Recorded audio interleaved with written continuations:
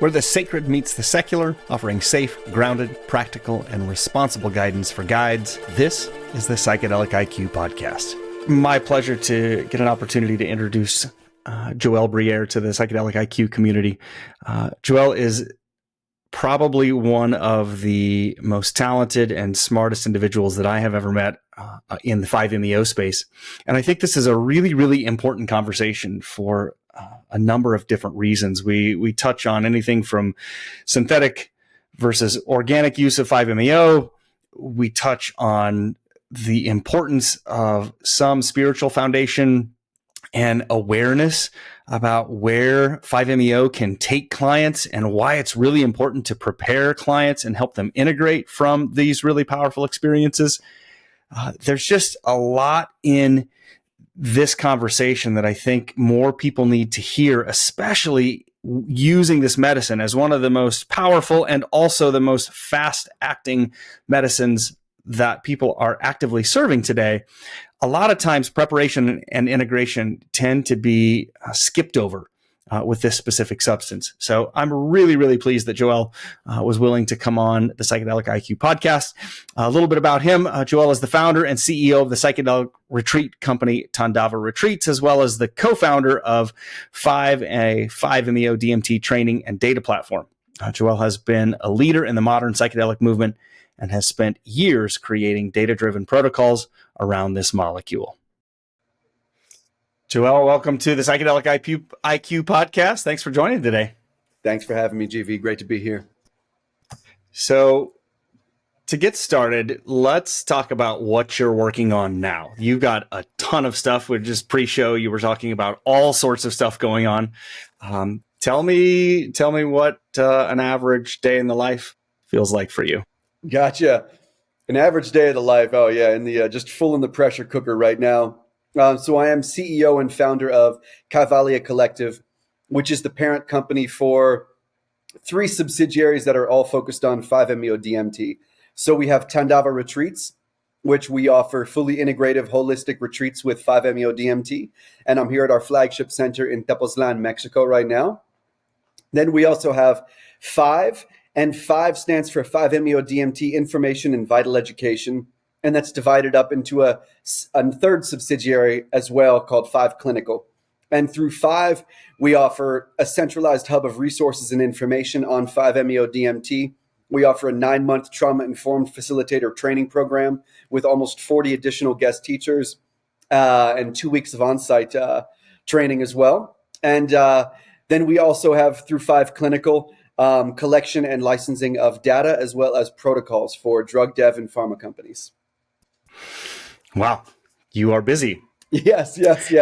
And then research too. So that's been a lot of our action lately has been in research collaborations. You know, that's some of the really exciting stuff for us. We just wrapped up a big study with University College of London and Imperial College London.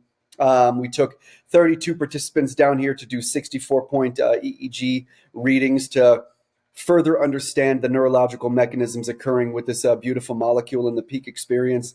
And so research papers should be ready for publication around June of this year, of 2024. Anything that you can tell? Can you give us a hint about what we will read, or is it all confidential at this point in time? At this point, it is all confidential just to maintain good data, best practices. That being said, I can say that multiple researchers said that the first day of getting a look at the first readings was the most exciting day of their life. And wow. The look on the faces of the researchers was absolutely hilarious when they started watching the first readings. So to my understanding, you guys are the first people doing any of this type of work with 5. Is that accurate? For research? Yeah. Not the first doing research. There's been a few of our colleagues. There's been a couple great studies done since at least around 2018, 2019. I know Dr. Joseph Bersuglia, who does a lot of advising with us, he's been involved in quite a few research papers that have been published. A lot of it so far has been survey-based. And so there hasn't been a whole lot of full, proper, usable research thus far that can give us real intricate looks into this work. A lot of it's been on kind of basic safety parameters, and then reports on depression, anxiety, etc. And so 5-MeO is definitely a molecule that is lacking the body of research that is present for larger, more widely known psychedelics such as psilocybin, etc. But we aim to fix that. Yeah, and I think that might have been where I was thinking, is that the work that you're doing, literally mapping the brain while people are on the substance. This is the first time that I knew of that this had been being done. So this is the first research group of this size that will be proper usable data going through all the hoops. It's going to be, it's very, very exciting. And so we've open sourced the data, so it will be accessible to the whole world, and in an effort to get more of this information out there and more research papers can be done on it, to really draw a lot more deeper understanding of everything from, potential benefits to neurological disorders to getting to further understand the mystical experience. This offers a deep, deep insight into the full spectrum of the 5-MeO experience. Well, so before I kind of dive into questions, I do want to ask and have you share with listeners what your background is, because I think that it's fascinating and it will color some of the questions that I have later. I know that you come from a spiritual background, spent some time, I think, in India. Mm-hmm. So just give folks a little bit of context about who you are from that perspective. And then if you want to dovetail into how you think all of that experience has assisted you or colors your work in this work, that'd be great. Yeah, definitely. So my background is kind of a few different colors. I was born and raised in Washington, D.C., and coming up in D.C. in the 80s and 90s, I was no stranger to all of the chaos that was known to that city and the surrounding areas. And so, I had a fairly tumultuous upbringing. Not necessarily on my parents' side, but just I threw myself into all the chaos as early as I could, and found my healing then in the early 2000s through yoga and meditation. And that's really where I found my first lens of healing, was studying yoga, different lineages. Just as you said, moved to India for a while and got to live the ashram life in Rishikesh. Traveled around India some more, got to do a 3-day teaching with the Dalai Lama. That was where I learned a palpable geography for the psychedelic experience. I had a lot of experience with psychedelics before that, but then after getting clean from all substances, reapproaching plant medicines in around 2007, I was blessed to have a tool of introspection and self-discovery under my belt that gave me the resources to lean into the uncomfortable experience, to lean into the challenging experience, and get to see what it had to show me. And so that was where I got my start with medicine. The first medicine I started serving was DMT and NDMT. I was extracting it and serving it through a yogic context back in the early 2010s. And then a few years later, ended up shifting my practice over to a 5-MeO practice. And the same, started off within the yogic lens.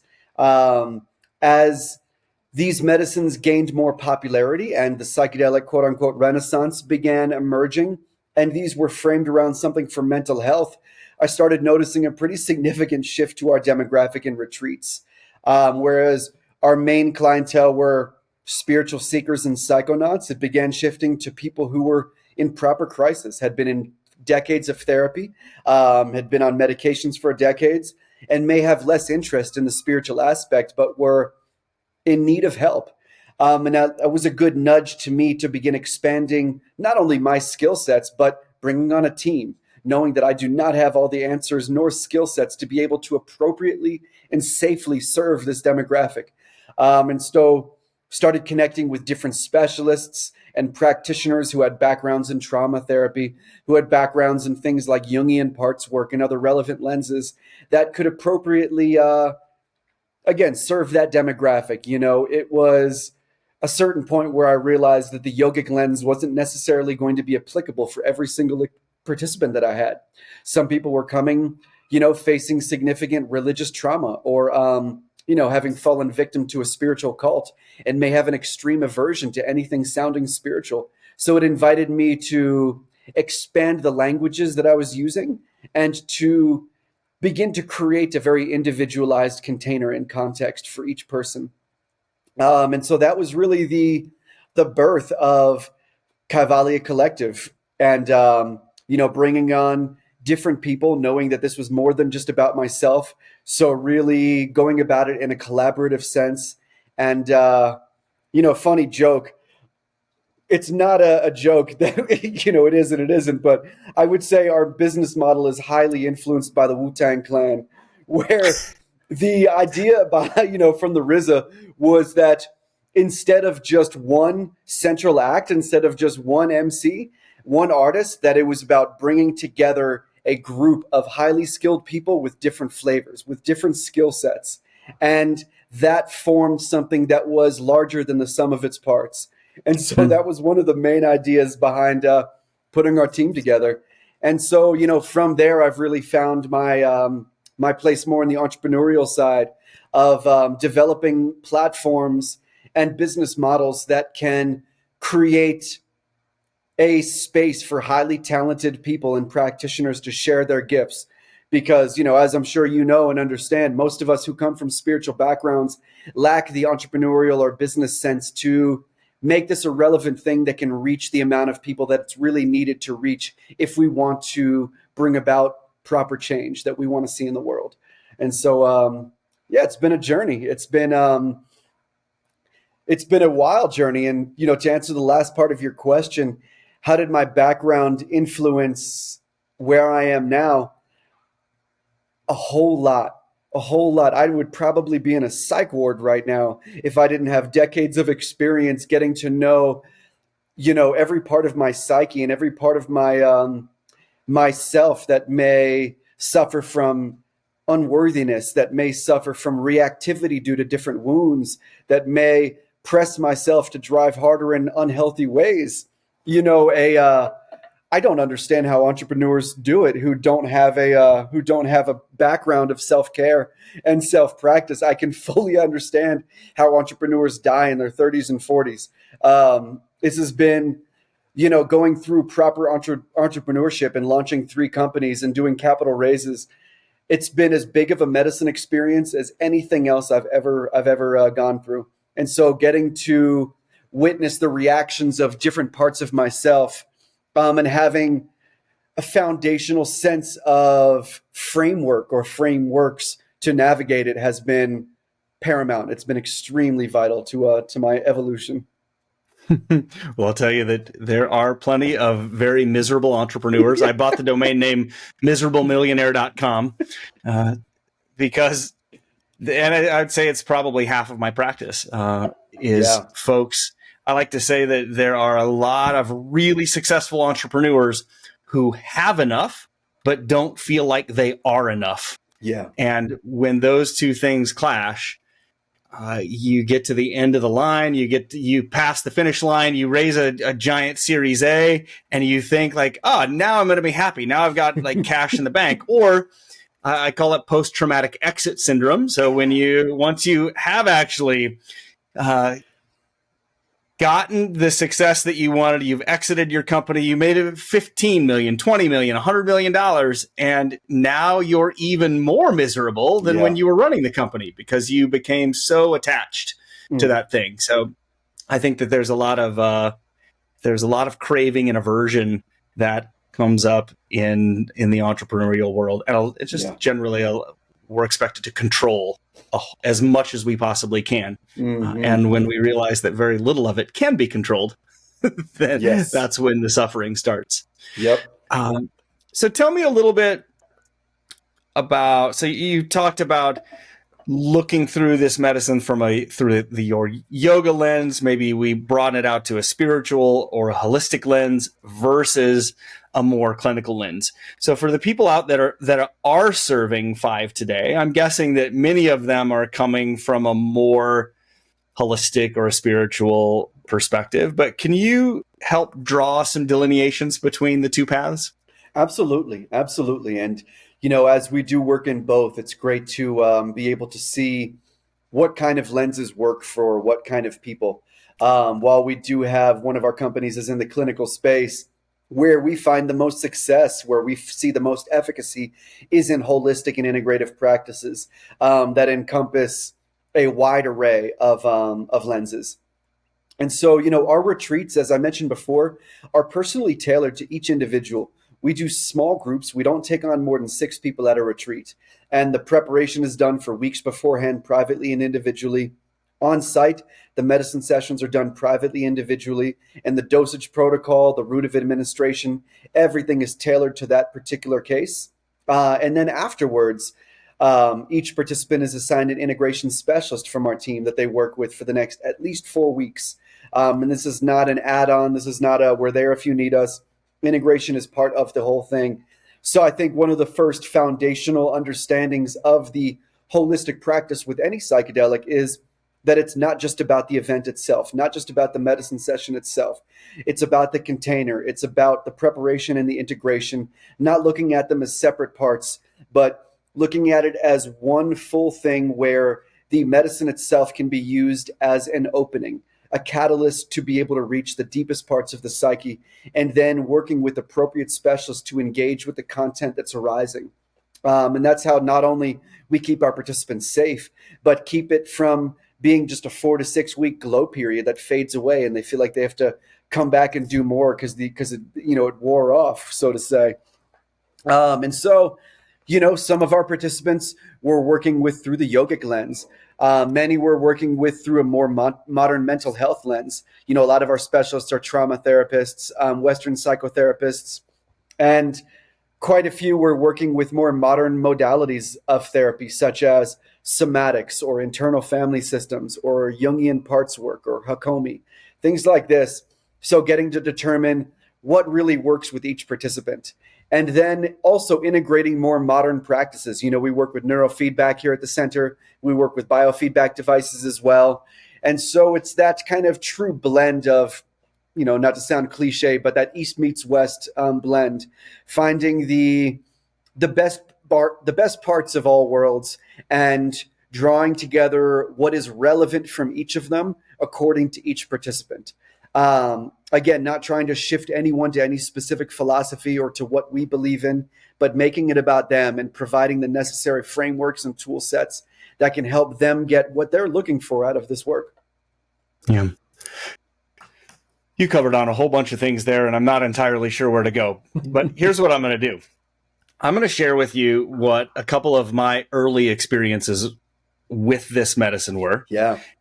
And I want you to tell me how you either perceived what's happening and maybe what is missing.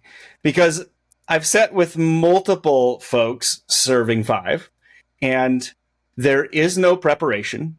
There is no integration. Oof. There is, I think the first time that I sat was with 25 milligrams. This is of synthetic or with toad? Toad. Gotcha. The experience that I had was, for the most part, both unrecognizable, and I came back really with nothing. Like, I came back with a a very bright white light experience. And I've talked to a number of people who are working with underground practitioners that tend to have a very similar, I don't really come back with anything approach. So when I heard you talk about preparation, integration, and then the coming back with content, working with content. So what did I do wrong? What, from a dosing perspective, just tell me, from your clinical and your experience, what are these folks? How could these folks improve? Let me rephrase it to that way. Good question. First big red flag is a lack of preparation and integration. With this, not only is there far less of a chance for any quote unquote positive effects to last beyond that 4 to 6 week neuroplastic period, there's a very high risk of destabilization as well. and of adverse events occurring. With 5-MeO-DMT, the preparation is completely necessary. One, to begin managing expectations. Two, to allow them to begin to fathom what they may experience before, during, and after, and to begin the integration process. I mean, honestly, integration with 5-MeO begins in the preparation process. And so there's a big risk of harm without preparation because this medicine can be very shocking. This can be very, very potent and powerful. During the preparatory process, we have a chance to get to identify if there may be any protector parts that may hold extreme resistance and cause a very tumultuous experience. We also can inform them on different types of dosage protocols and get to know, what is your sensitivity like? You know, for some people, 25 milligrams of Bufo is going to be a medium dose. For some people, 25 milligrams of Bufo is going to be a full blast out. For some people, 25 is going to be a body buzz. And so getting to understand through your past experience history with other medicines, with what kind of therapeutic modalities you respond well with, different things like that, to what's going to be an effective approach. Without integration, there's a big problem there, both for safety and for benefit optimization, as we'd say.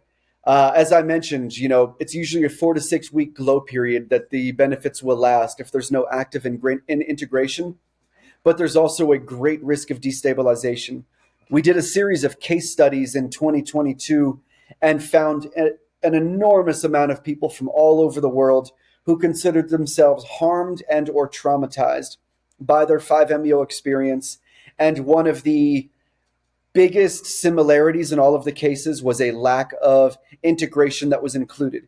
In plenty of the cases, there was, hey, we're here if you need me, or there was a document provided with some reading material and stuff like that. But there wasn't active integration with informed care included in their process. And so a lot of these people, some had beautiful experiences on the medicine, but as you had said, we can come back without content because the experience itself is fully ineffable. It's beyond what the mind can conceive. So just like trying to remember a dream, it's like water going right through the hands, trying to hold it. And so what that does is it keeps that beautifully impactful experience from remaining in resonance in certain ways in our thinking mind, but it also brings up all of the stuff from our subconscious to surface.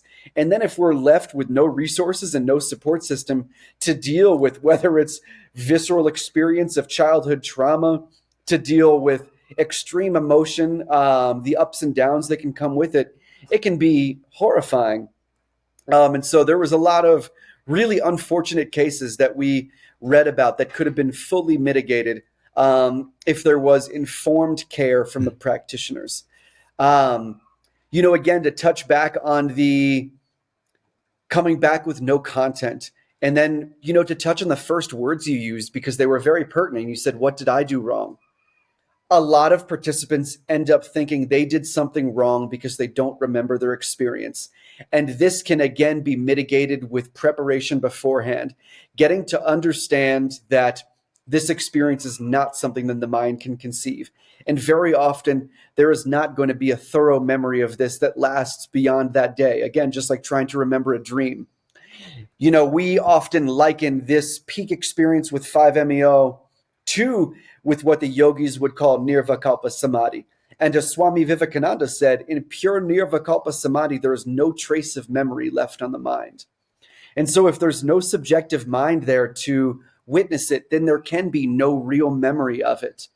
And that's where issues come in without a proper container, with so much emphasis being put on the white light, big God experience, but so little emphasis being put on what that actually means and how I can practically be engaged with it. So our integration process is a lot less about engaging with the content that was present in the session itself, because again, that's not content. Very often it's a dissolution of sense of subjective self. But what we engage with is what is present afterwards. As Daniel Schmidt said, as when we come back from, or he said, Nirvikalpa Samadhi leaves no trace of memory. We can only speak about what falls away as we approach it and what reappears as we return from it. And that last part is very important. What reappears as we return from it. What emotions become present in those next few minutes, next few hours, next few days? This medicine creates the biggest opening we've ever seen into the deepest layers of self. And perhaps there are protector parts that have been keeping us from experiencing certain emotions from childhood or a traumatic memory. All of that can start to come to surface. And then there can be reactions from the other parts of the psyche around that. And so, we always take time during the preparatory process to let them know that the healing process is not linear. It's all over the place. And allowing ourselves the freedom to be human, allowing ourselves the freedom to experience what can be considered unpleasant emotions or even extreme emotions, and normalizing it. Due to New Age spirituality, so many people think that it's just all love and light, and that with 5-MeO, it's just supposed to be that white light God experience, and then boom, you're enlightened forever.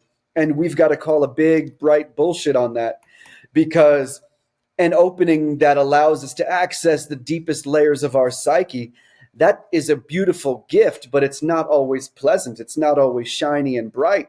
It's going deep into the dark caverns. It's allowing us to engage in content that we may have completely suppressed subconsciously, the unknown shadow parts of ourself.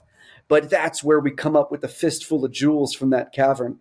That's where we can get to know ourselves on the deepest levels that result in our reactionary behavior, that result in our automatic patterning. And that can be a beautiful gem if given the geography and framework, again, to engage with it. But if it's just left up to the experience, then there's not much to work with.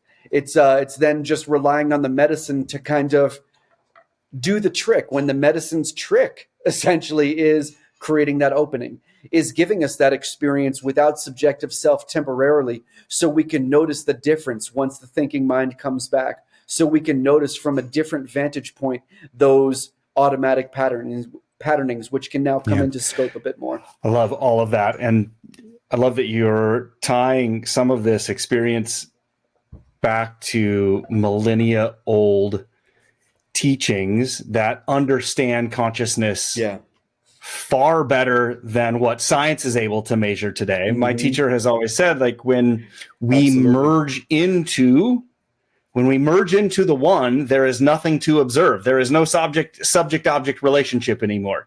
And whether there is one or none depends on where we stand. If we're standing on the outside looking in, there's still one. But when we move into that place, the oneness disappears, because there is nothing to observe consciousness. Nothing stands behind the witness. Yes, exactly. And those age-old teachings, have so much to share with this movement.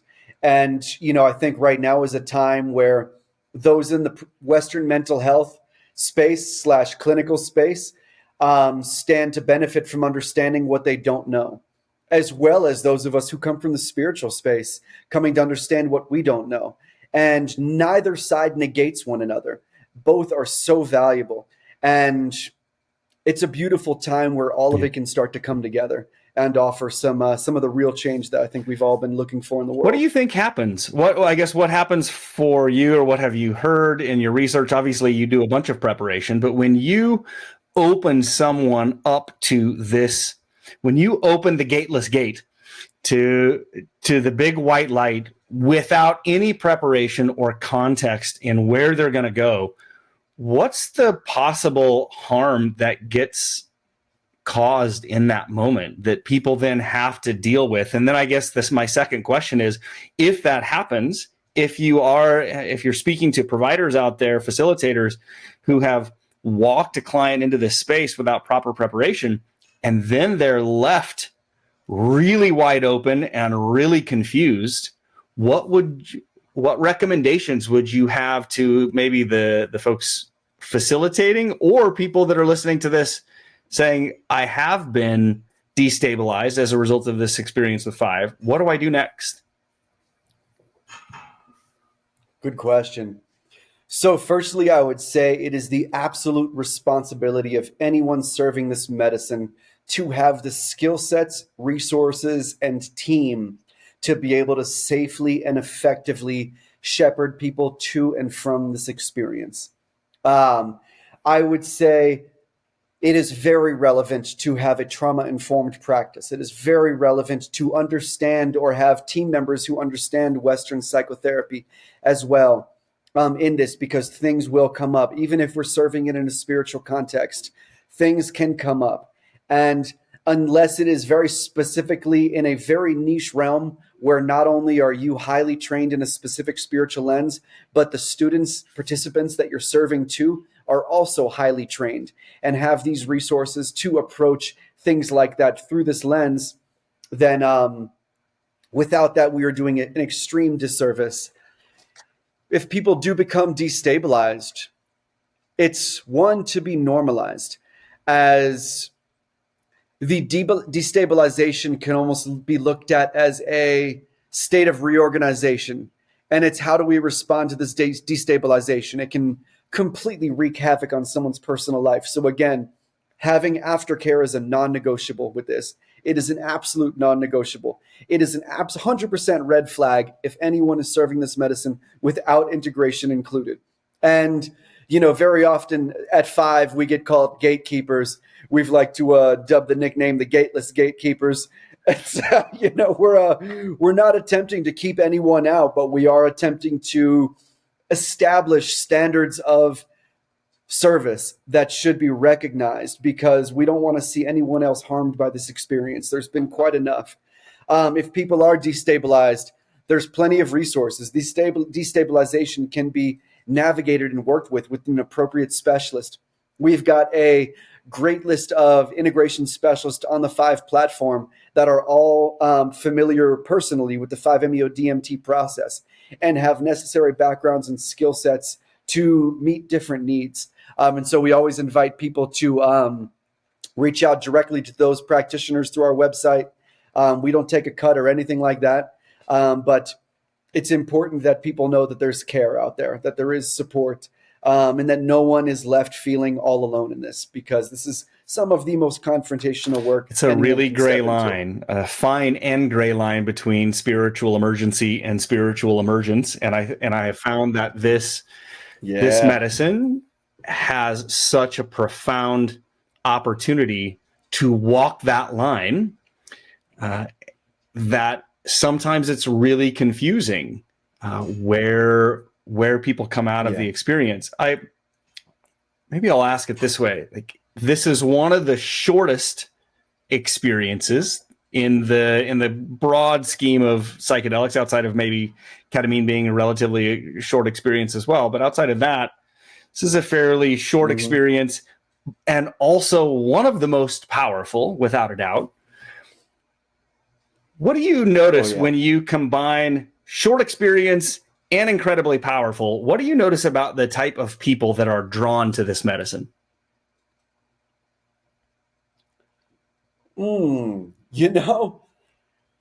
For us, I would say 90-something% of our participants are completely new to psychedelics and plant medicines. That being said, we are outliers and anomalies amongst our colleagues where that is not common all across the board. But a lot of our participants at our retreats are in extreme crisis, or significant crisis, we'll say. And so, many people who are just becoming aware of plant medicines and psychedelics go down a rabbit hole on the internet and eventually come to the recognized conclusion that 5-MeO DMT can be said to be the most powerful of them. And so these are people who aren't looking to just jump into the plant medicine world and dive into a world of self-discovery. These are people looking for relief. And they usually come to the conclusion that, okay, this is probably the best one for me. They go down the rabbit hole and land on us as kind of, being known to offer a very safe and very effective container that is informed by protocols that are tried and true.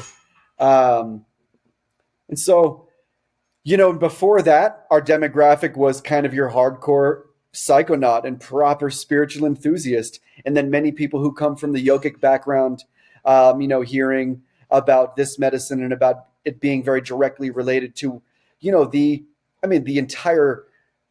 entire philosophy of yoga, can be boiled down to Atman as Brahman. The individual soul is the same as infinite consciousness. And, that is something that this medicine quite regularly can offer us a very real So experience. now I'm of. going to shift you and say, what kind of facilitators do you find are most drawn to this medicine? Good question. I'm going to have to curve the question a bit also. What kind of people are being drawn to serve this is the scary part, and I'll get to that in a sec. And maybe the first I can say what kind of facilitators are drawn. A lot of people. A lot of people. I wish that it was more people who were already facilitators being drawn to this work. But unfortunately, the amount of people who have one experience with this medicine and have that beautiful, blissful experience, and then because this is a medicine with no ancestral indigenous lineage of wisdom where there are rites of initiation and decades of training to go through, because this is something that people can easily get their hands on, and because the ego is so powerful and its automatic pattern is to identify with it, and automatically where a lot of people's minds go is, and it starts off innocently, wow, this was a beautiful experience, if everyone could have this there'd be no suffering in the world, to I should be doing this. I should be giving this to people. And so it starts off an innocent thought. Unfortunately, that innocent thought has harmed tons of people. This is not a medicine that anyone should be stepping up to without proper training, without proper mentorship, without proper guidance, and without co-visibility. In our training, you'd be surprised of the amount of people who reach out after having one experience that we turn away. Or from the clinical side, people being like, oh yeah, this is, been a mental health professional for X amount of years, seeing the psychedelics are really, going to be the next big thing. 5-MeO looks like another one, a good one to add to my tool belt, but they've never experienced it before. And it's like, absolutely not. That is like taking a flight on an airplane and assuming that we can be the pilot all of a sudden. And there is no such thing as an efficient training that does not involve hands-on personal experience. It cannot be substituted. And so unfortunately, now you see a lot of trainings out there that are a few weeks or 1 month long. And that is terrifying. It is absolutely terrifying. We cannot learn in 1 month to serve the most powerful psychedelic known to man. More people get injured than you would possibly imagine from practitioner negligence and from lack of understanding over the subtle nuances that separate 5-MeO to any other. And a lack of care of who's coming into those training programs is even more alarming. A lot of these few week to 1 month programs will take on pretty much anybody, including people who have had one or less experiences. And if people are still in the early stages of their healing process, they are not going to be aware to any degree of what kind of imprinting and projections that are going to be occurring during a session. They're not going to be aware of the subtle things that may cause someone to spiral into a state of destabilization. They're not going to be aware of anything outside of their own personal healing journey. And they're only going to project what they've learned about themselves onto their participants. And so this is a big thing where co-visibility is needed, real community is needed, and working under mentorship, being constantly in a state of being a student. Myself and our team, we always consider ourselves in the learning process. We never decide that we've learned it all. Our protocols are forever evolving. Our practices are always shifting to work with what is coming up. And I think that's something that can be lost on someone who has not done the necessary practices beforehand to understand their own egoic patterning. If I don't have a whole lot of experience in my own personal spiritual journey, and I have a big experience with this medicine, and then I get my hands on some and serve it to one of my friends, and they come out of it and look at me like I just gave them the gift of God, like I just gave this experience to them. And if I don't have an awareness of the parts of my psyche that will take that to heart and begin to identify with it, then I'm not going to be aware of a drive that may lead towards Messiah complex or guru syndrome or anything like that. And we see it all over the place, with practitioners putting themselves on a pedestal, with practitioners developing followings, with them allowing the beautiful mystical experience to be projected onto them, because it will be. I can't tell you how many people, are constantly thanking us for changing their lives. And we have to always remind them and remind ourselves that, hey, we didn't give this to you. No one can step up to the plate for you. No one can surrender and go into this process for you. No one can face the possible shadows and deep darkness other than you. And so really putting the power back in the participant is something that is really needed for not only successful containers and for it to result in real evolution for the participant, but also for it not to go to a practitioner's head. And yeah. And I think I want to go. I'm going to give you a couple of one. things to maybe lead us down a path. But what I heard there, my teachers in Peru frequently say, we work for our clients, but we're always serving God. And the Advaita Vedanta would say that like the Atman does no work. And I'm not here doing any work. I am completely out of the result business. I am here to hold space and allow people to have whatever process and experience they want.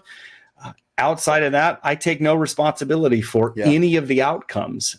And being in that space of humility tends to keep the space a lot cleaner. I always, my supervisor and I like to say, leave no residue. Mm-hmm. So when I send someone home, I don't want any part of me, whether it's positive or negative, to go home with them. I want them to be 100% responsible for their experience. So I'm going to give you 3 words, and you can unpack these in any way that you want to. The first word is lineage. Okay. The second word is shadow. And the third word is ego inflation. Maybe that's a compound word. Oh, yeah. Yeah. All right. So am I unpacking these one at a time? I feel like they are in some ways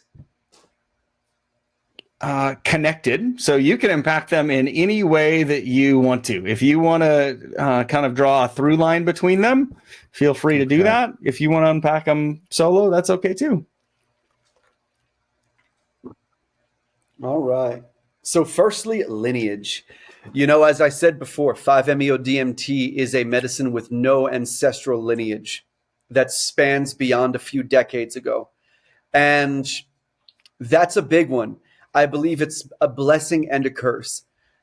It is, on the curse side, it leaves us in a state to where we don't have a lineage to look to for wisdom that has been polished over millennia or centuries.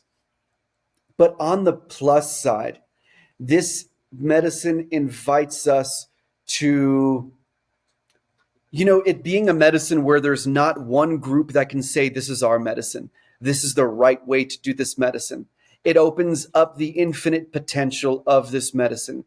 It removes it from some degree of the bondage of dogmatic thinking. And that's a huge one. I think that is something that is very in line with the peak 5-MeO experience. That the peak experience is beyond the mind and beyond the confines of any spiritual practice or any frame of thought. And as Ramana Maharishi said, spiritual practices are like thorns used to remove other thorns. They are useful tools, but by nature, they are products of the ego. Any spiritual practice is by nature a structure of the ego.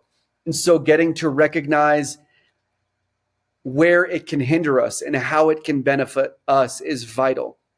And so I think that's something that 5MEO invites us to do, is let go of our attachment to any one lineage or any one spiritual practice or lens, and understand that all of them apply and all of them can be used in different ways, and finding the ones that suit each participant. The next one was shadow. And shadow is, of course, as Carl Jung defined, those are the unseen, unconscious aspects of our psyche. And shadow isn't a negative thing. It is just the unconscious parts of our sense of self, or unconscious parts of our deepest self. And 5MEO is one, a medicine that allows us to bring our shadows into light in a very real way, but also ones that can inflame the shadow self if not held within a container. And quite honestly, we see this more with practitioners than we do with participants. The shadow self in this day is almost looked down on. I think shadow work has almost been taken out of context and brought into the love and light paradigm, where it's about getting rid of anything we perceive as negative, where more so our shadow aspects need to be understood and integrated into the whole. Getting to understand our shadow side and the shadow parts of ourself is vital to our own evolution and our own growth. And we can never get rid of those parts of the psyche. Much of our behavioral patterning and our subjective self was formed, from our relationship with our mother and our father. And most of that patterning is going to be absolutely unconscious.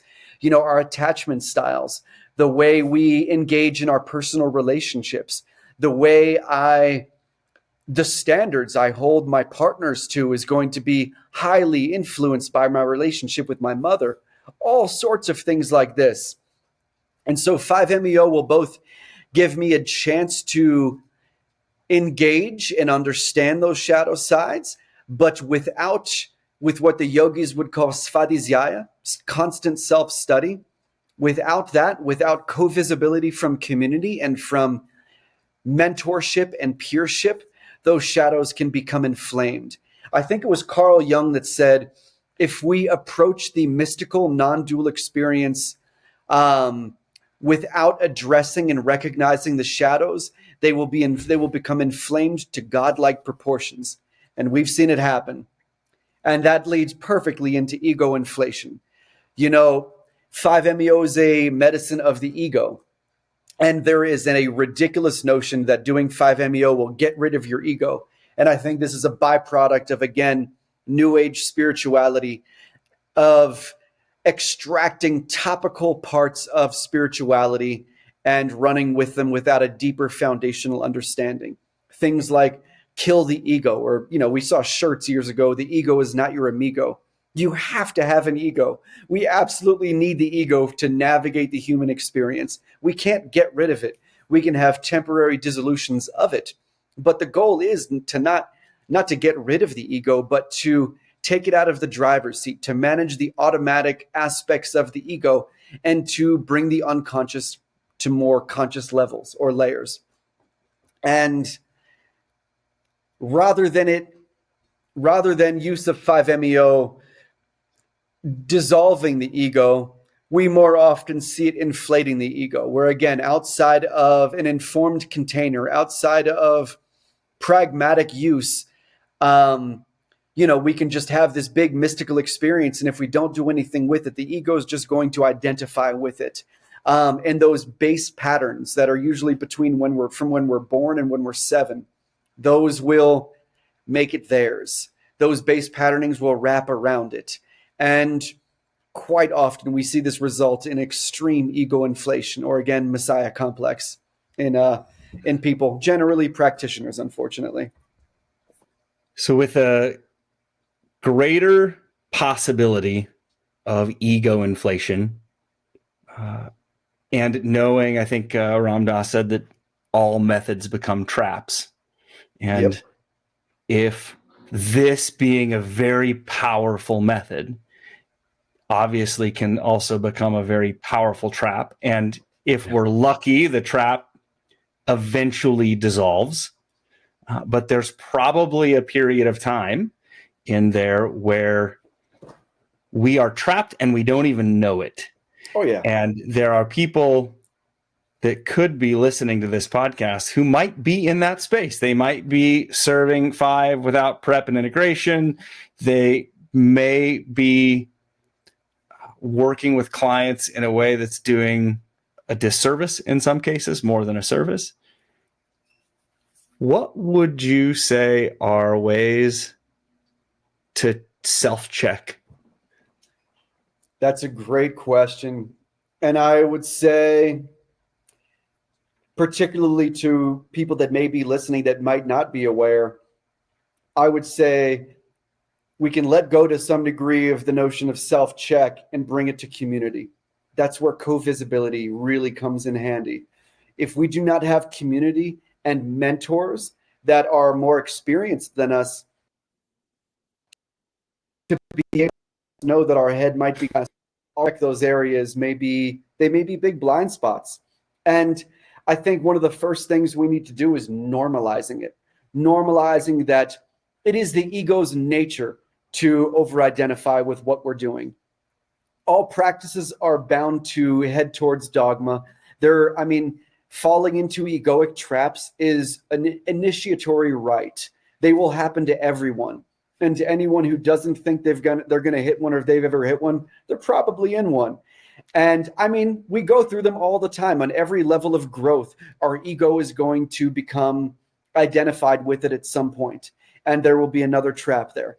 And so normalizing it, approaching it with humility and humor in many cases, knowing like there's plenty of times where I've got my head up my ass, and sometimes I realize it. Sometimes someone in my community can let me know. And that's where co-visibility really, really comes in. And so being engaged with community to act as a sounding board and to offer reflection is vital. If we are feeling resistant to that, it's a big red flag, or a big invitation, we'll say. If there is resistance around that, then the invitation is enhanced to engage in that. That means it's definitely something that is needed. And, examples of this, there's plenty of, particularly to 5-MeO practitioners I'm speaking to, a lot of different groups that are available for 5-MeO practitioners that are peer-run and peer-supported and community-driven. There's things like Salon 5. There's all types of different groups to where we can join together in community, and each member can present in different ways at different times their area of expertise, and we can learn from each other, knowing that we all can continually grow and evolve. And we can touch on those sensitive topics such as ego inflation and where we may be getting in our own ways and growth and stuff like that. So anyone serving 5-MeO hopefully does have a mentor that they can work with. You're never too advanced to shadow a senior practitioner. Myself and other practitioners will still go into spaces of shadowing where we'll go spend some time with a senior practitioner who's been serving for longer than us to work with them and just get to bring ourselves back into the student role, because it's so vital that we continue to grow. Yeah, I think that's beautiful. Last couple of questions that are pretty practical in nature. I hear a lot of people discussing abuse of toads. And I'm wondering if, I'm assuming that you guys have experience serving both organic and synthetic. And what would you say, like, is the experience different from your perspective? And what would you say to people that are really set on only serving organic medicine? I love it, and it's been a big debate for a long time. And once again, I think 5-MeO offers us a chance to look at where we may be over-identifying with specific philosophies or idealisms.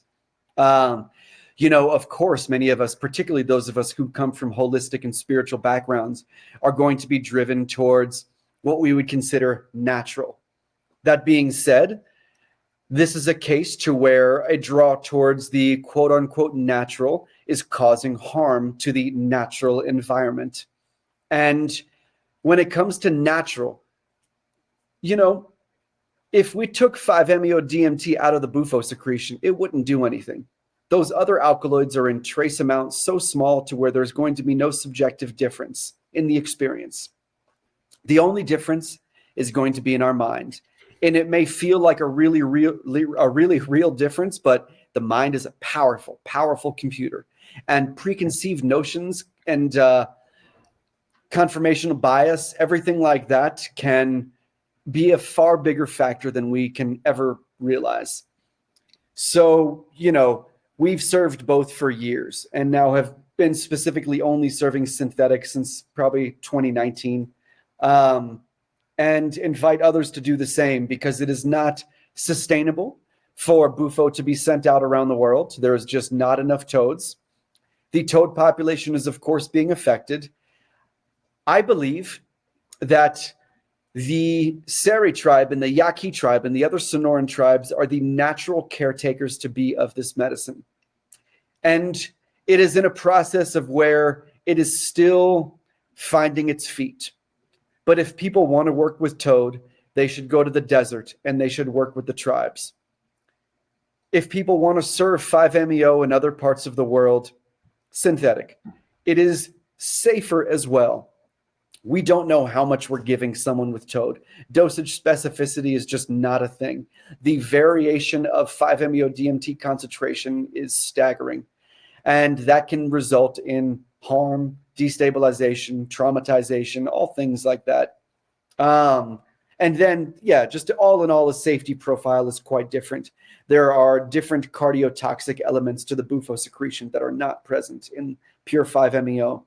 And so when people try and say, oh, well, it's about the spirit and I only want to go with something that's, from earth, that's natural, that's made by God.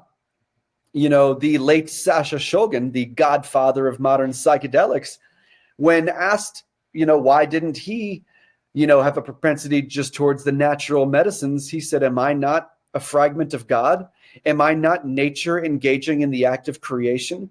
All of these are products of God, so to say. And so to try and project our limited spiritual understanding that are frameworks of the mind attempting to be cast over a non-dual understanding is essentially futile in nature. I think this medicine invites us to let go of our rigid parameters that we've held on to that have caused things like religious war or, that specifically religious war or arguing over what lineage is right. I mean, I used to think yogis were some of the only ones that were immune to dogma. And then I just realized I was knee deep in dogma myself and, getting to see, Ashtangis quite sure that their lens was the only real lens to approach asana. Hearing people say Kundalini yoga is 36 times more effective than Hatha yoga and all types of other absolute bullshit. It became quite apparent to me that, our heads are just as far up our asses as Christians and Catholics and anyone else. Yeah, I would tend to agree with all of that. For folks that are interested, maybe they already are serving, maybe they're interested in serving. What would you say? Maybe what are some of the most common mistakes that you see in people that are maybe serving early on in their career? And then finally, what would you do? How would you help them? Where would you send them for more information?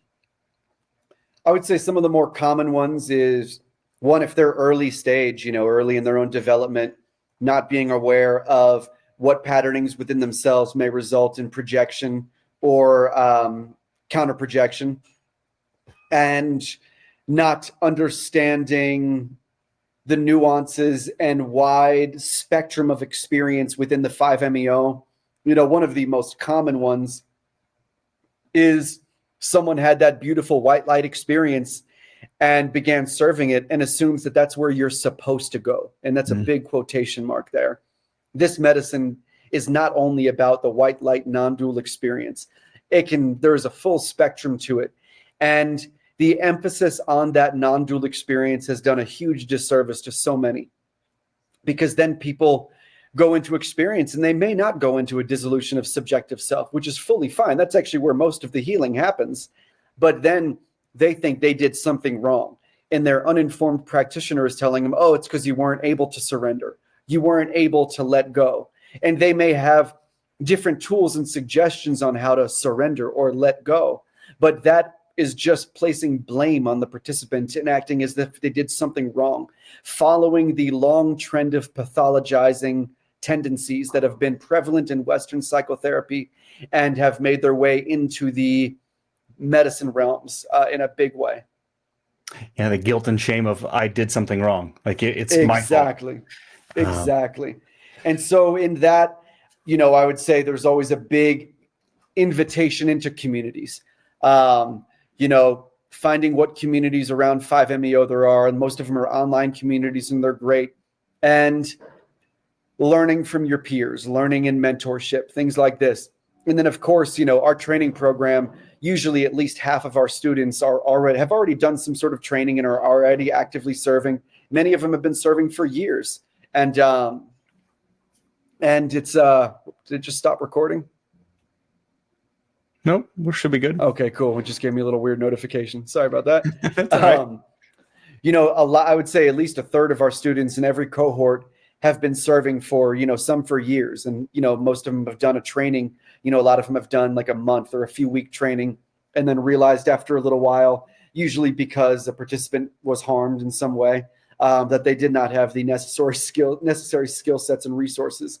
And so we always invite members of the 5MEO community and existing practitioners to come and join our training. It's not just about what I know and what my partner Victoria knows. We brought on almost 40 guest teachers for a reason. We brought on masters in their own respective areas so they can teach the subtle area or the small areas that they've spent, most decades mastering and getting to understand in a very real way. So our training covers everything from neuroscience to pharmacology to mysticism to parts work to all types of things. And I think it's very important to have a well-rounded understanding of the full spectrum of healing, essentially. Yeah. So that was going to be one of my last questions, was share with everybody about 5 and what does that program look like and who is a good fit and what would they get out of it? Yeah. So the 5 training program, our main one, is a 9-month trauma-informed training. It is 8.5 weeks online and 2 weeks on site here at the Tandava Center with hands-on experience. There are classes every week and live classes every week. And every week you get 2 to 4 videos. Every week's on a different topic. And we go deep. We dive into a whole lot. And it's a very, very thorough training. It's very involved. We invite anyone who is feeling called to serve this medicine, who has had at least a year to experience or a year to integrate since their first experience. And generally, we'd like you to have at least 10 experiences under your belt before you're considering stepping into service. We really love to see people who already have some sort of facilitation or teaching under their belt or being in some sort of leadership position. Serving this medicine isn't necessarily the most appropriate thing for someone who's never been a teacher of any modality or a therapist to step into. There's a lot of other things that we can do first before this is going to become appropriate. What this training has to offer is, again, offering a fully well-rounded understanding of what can come up in the 5MEO process and offering the tools, skill sets, and support systems and resources to help navigate it. We offer community. We offer practical skills. We offer a whole lot. And it's a lot of fun. You get to be part of the 5 family. And that's also how people are able to become eligible to lead retreats here at Tandava. Fantastic. So, quick speed round. take as much time on these as you'd like, but the first question, why do you do this work? Why I do this work? Why I do this work really boils down to just being in service to the constant evolution and unfolding of consciousness that we are experiencing, that is always present. It is being in service to humanity at a time where we suffer from separation to such a deep and real level that it is resulting in conflict all across the globe. When we inherently suffer from feeling unworthiness, what better than an experience that can allow us to remember our true wholeness? That's my why. The disillusion of Maya. Yes. What's the most important thing this work has taught you? The most important thing this work has taught me is how little I know. You know, my first full release experience, I'd already been a spiritual teacher for near a decade, and I withdrew from teaching around that time and just got to pause and really reevaluate my entire belief system, where I had so many answers for so many spiritual questions, and getting to replace so many answers with I don't know. It's allowed me to re-embrace the mysteries of life and find myself as a student. Beautiful. The best advice you'd give to someone who's new on their path as a facilitator? If you're new on your path and you're a facilitator, who's new on their path as a facilitator, I'll say community, mentorship. If you do not have people that you can look to as mentors, find them. If you don't, reach out to community and begin finding one. That is very, very essential. Community, co-visibility, peership, and mentorship. Beautiful. Is there anything that we should have asked you today that we didn't? Man, I don't think so. I don't know. I'm sure, but who knows? If folks wanted to connect with you online or find more about the retreats or the training, where would they go?